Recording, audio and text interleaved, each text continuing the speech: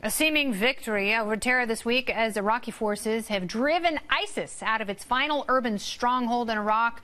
But the war isn't over yet. ISIS soldiers have reportedly spent much of the past 2 weeks burrowed in foxholes in Hawija, I hope I'm saying that right, to escape U.S. and coalition airstrikes, as well as advancing Iraqi forces. Over 1,000 ISIS militants have now surrendered despite vowing to fight to the death.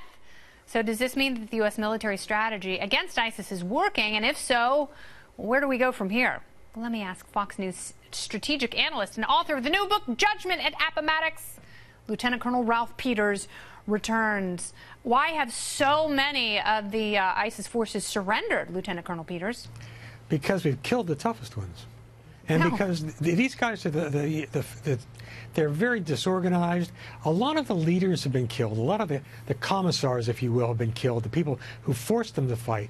And these are the ones that are not as fully committed, the ones who are always shying away from the front lines if they could get away with it. Yeah. And our policy, which to be fair, the policy of putting the locals out front began under Obama.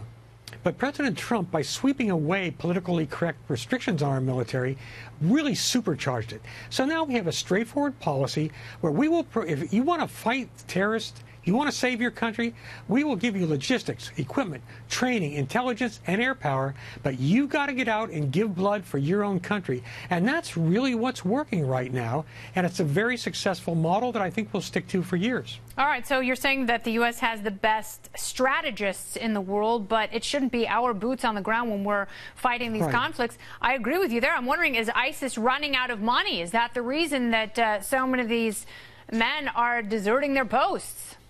Well, certainly they're running out of money, but really the key thing is they're running out of fanatics. Because in any of these movements, and we have over 2,000 years of the history of religion-fueled rebellions and insurrections, and what you've got to do is kill the hardcore true believers, the toughest of the tough, and they're the ones that did fight to the death. Okay, now you like killing people. I like re-educating people, as it were. So why not take the, why not take the ones who have surrendered? Hear me out, because this is a creative solution that I think you will actually like. Why don't you take the ones who have deserted, the ones who have surrendered, and put them in a re-education camp with either Scientologists or CrossFitters? Well, actually, maybe we could just make them watch Kennedy over and over and over and over. No, that may be too much freedom for them, Lieutenant Colonel. Well, it would certainly be disoriented.